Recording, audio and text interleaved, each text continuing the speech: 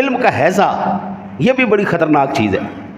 जिनको इल्म का हैज़ा हो गया ना जी, वो कहते हैं छठो जी जानवरों के ऊपर जुल्म करते हैं, ज़्यादती करते हैं, जुल्म करते हैं, उनको ज़बह कर देते हैं, उनको जनाब शर्म नहीं आती, ये जानवरों के ऊपर जुल्म सितम है।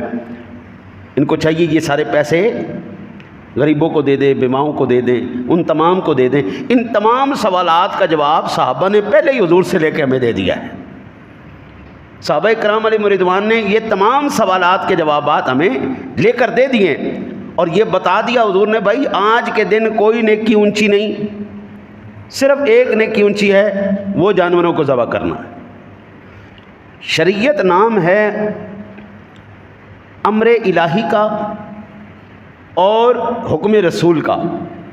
हुजूर हुक्म करें, अल्लाह हुक्म करे, बात ख़त्म हो गई, वही शरीयत है, वही कानून है, वही सही है। और इसके ख़िलाफ़ जो बात करे वो गलत है।